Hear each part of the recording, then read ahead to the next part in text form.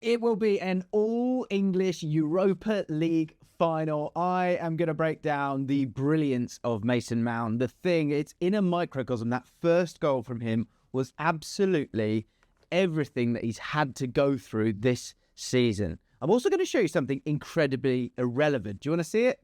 There's been a lot of talk about these teams shouldn't be in the Champions League. It's an incentive for people to really, really value the Europa League. And I tell you what, this team, Man United, who won European competitions, and this team who have won European competitions but have not been in a final for a bloody long time, of valuing this competition because it gets them in the Champions League. There's been so much talk about that. And I want to talk about the performances of both these teams because I think it's so interesting. But this final is going to be so intense. It's going to be so meaningful. And yes, that is because of the pay packet of the Champions League. But say both these teams were already in the Champions League, okay, it would then be about the trophy. But the point in previous years with all the winners before who haven't been in the Champions League, might have been one space out, two spaces out. Yes, of course, this is a further than that. But the rules are the rules.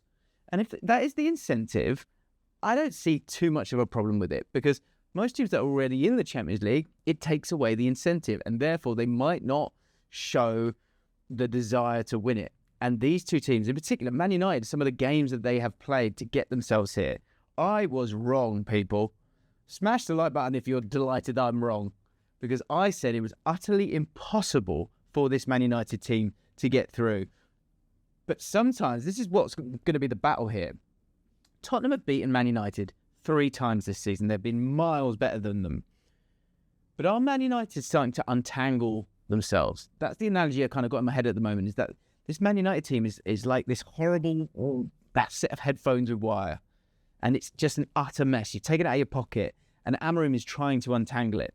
And in terms of being able to untangle this mess that Man United have got themselves in, and I guess this mess that Spurs have got themselves in from a league point of view, and the tangling coming from their point of view, probably injuries and maybe a touch on the style of play, and maybe the psychology of the club, which I think, let's be fair, that has been playing a part. And when we get to the final, you've got a team that has been as poor as Man United, but have won competitions in, the last 2 seasons, cup competitions, with this squad. Maybe not the manager, but with this squad.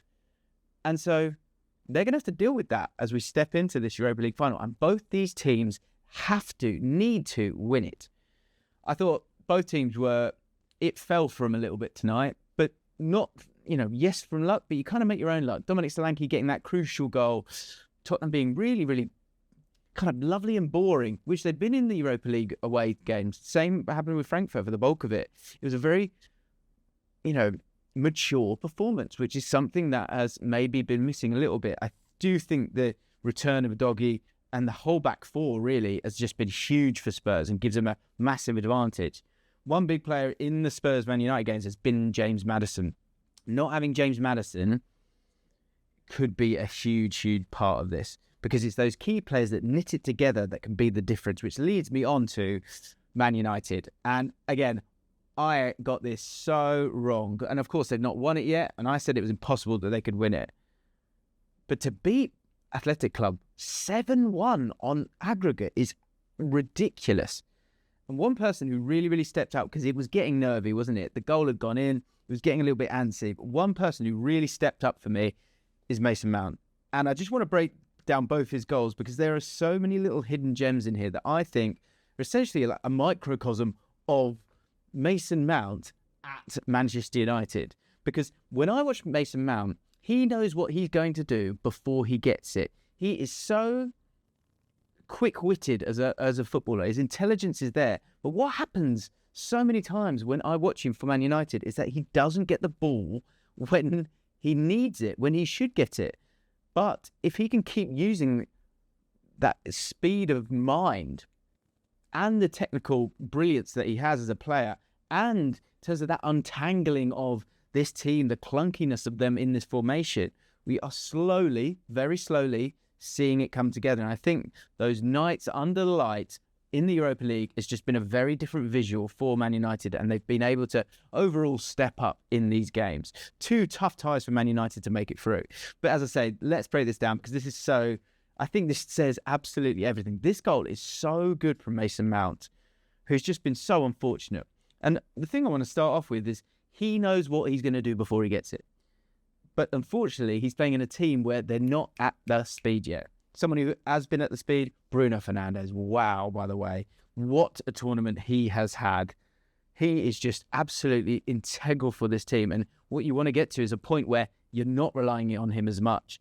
And maybe, just maybe, Mason Mount on that left-hand side could be the answer, because it was quite nice. Him and Yoro being positive. You had Luke Shaw on that left-hand side. Those two, all smart, intelligent players. But Mason Mount knows what he wants before anyone else does. His hands are up. He wants the ball, but it doesn't come when he wants it to. And so the header is over him. It's not to his feet. He's rushing about. It's a little bit in between the two. But sometimes you've got to go and work and hope for that little bit of luck. And sometimes, as much as when it falls, it's where it falls. Is it falling in the Premier League for Man United and Spurs right now? Obviously not. And then I think the mental fortitude is not there because it's not their priority, which comes back to that idea of like, is it fair with the Champions League being, that carrot for the Europa League? That is why these teams are taking it so seriously. So yes, I don't see it being a huge problem, to be honest, because you've got these guys giving everything for a European tournament, which is what should be happening. There's so much sort of status, hammering here.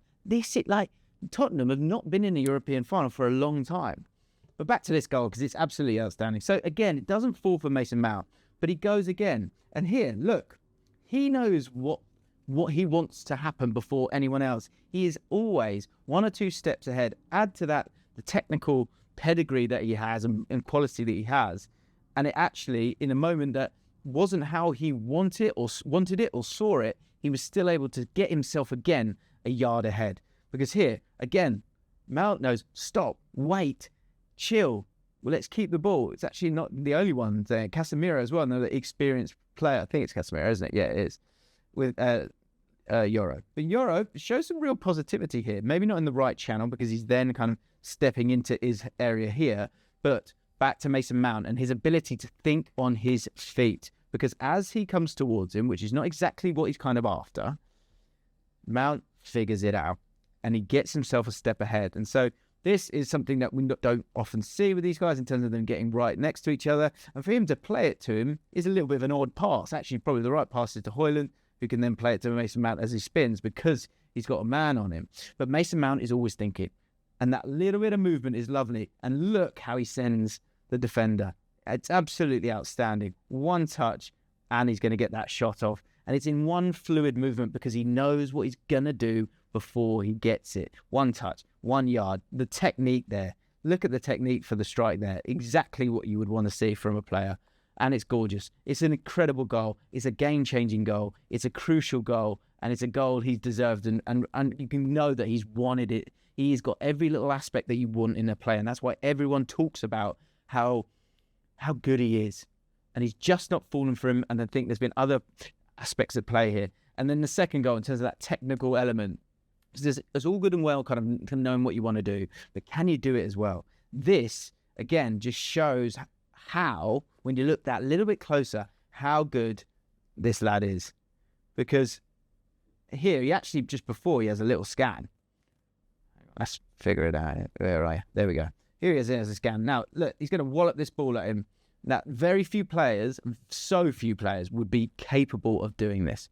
Because as the ball gets drilled to him, he then takes a touch, stretches and takes a touch. And the touch is so perfect that he's able to be neutral and get his head up and look. And there's one little gem at the end of this, which I think is everything. So he plays the pass, is poor, obviously. This is just one wee little touch perfectly into exactly the area he wants to have it. That is not easy when you're stretching. Look at that.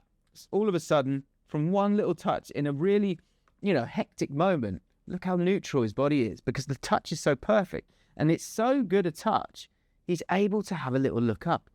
He's able to look and see the goal. And then has he got the technical ability to get it done?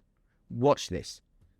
First of all, the technique is absolutely stunning. The way he strikes the ball is perfect, even though he's stretching just that little bit with his right foot. Of course, the first goal, absolute bullet with his right foot. This time, the left foot. And this says it all for me, because all of that done in a couple of moments. Look where the ball crosses the line. Slap, bang, in the middle of the goal. Look, there's a penalty box there. Slap, bang, in the middle of the goal. That is so elite. It's so elite. Huge for Mason Mount to have Mason Mount, get him involved, get him playing, get them playing together, get that left side sorted out. It gives Man United a huge advantage moving forward. And now we have a final where I think prior to maybe the last couple of games, you're thinking Tottenham have just been too good for them. But now with a couple of changes here, this is a final that has the magnitude and two teams that have the desperation to save their season and to save, their financial situations a little bit, less so for Spurs, of course, as well. And for the managers above them, it couldn't be more important as well. So it's an all-English final. Let me know your thoughts on that. Spurs fans, congratulations. Navigated it really well. All the things that you've been criticised of over, the course of the season in the Premier League. And for Man United, again, in the Premier League, can't score goals, can't create. 7-1. By hook or by crook, yes, the second goal in the first leg is crucial, but you're there. You're in the final. But it's going to get tense again. I am so excited to see that final. Smash the like button if you're happy for Flav. Smash the like button if you're happy for Sam Peoples or Stephen Howson or Goldbridge or whoever it might be. And subscribe to the channel if you haven't watched us before. Cheers.